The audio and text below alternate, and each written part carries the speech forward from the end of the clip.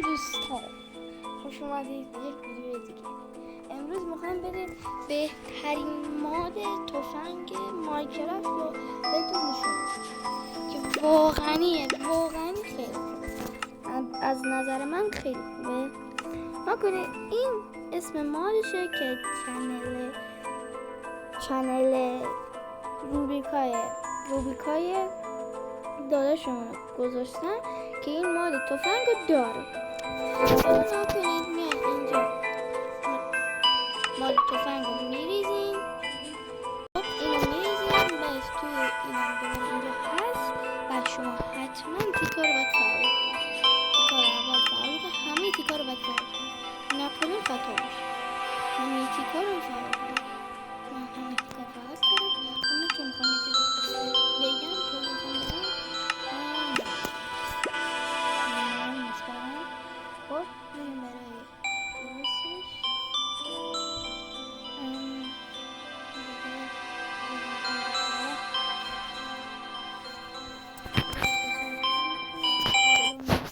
خب انا کنیم برامون بازی رو میاره. شما انا کنیم این چند نوع تفنگ رو داریم. این چند نوع رو من براتون میارم. اوکی این تفنگاتون این و اینه.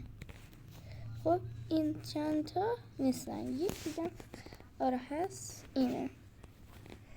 آره اینا کلشون همینا و شما میتونید براشون اتچمنت بچینید.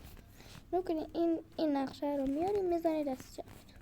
بعد حتما 100 تا HP رو داشته باشید، XP رو داشته باشین.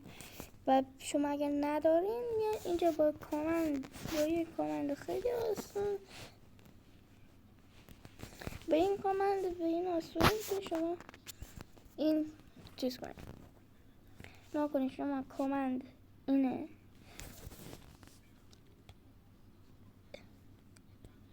/SP خط فاصله هر عدد دلخواه. مثلا من میزنم 1000 میلیون. اینجا میزنید نگاه کنید و یه صدای بده. نگاه کنید من جونی بشم داره نشون میده.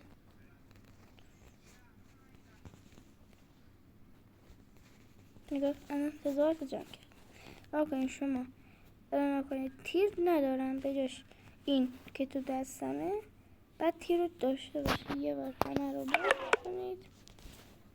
خب بعد اینجا دیگه اتچمنتش رو میچینید، اتچمنت دلخواهتونه میچینید و این یکی از بهترین ماد تفنگه و یکی خیلی خفنه، خیلی خفنه.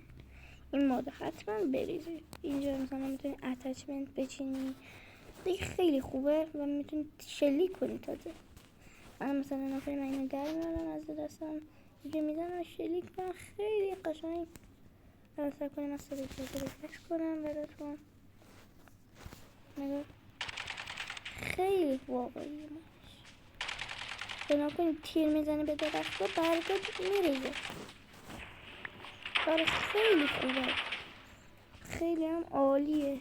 پس حتما من زیر این ویدیو میذارم لینک میذارم و شما حتما دانلودش کنید. مرسی که ویدیو رو دیدین. حتما لایک و سابم یادتون نره. حتما لایک و سابم بزنید که یه حمایت خیلی بزرگه از منه. مرسی که ویدیو رو نگاه کردین.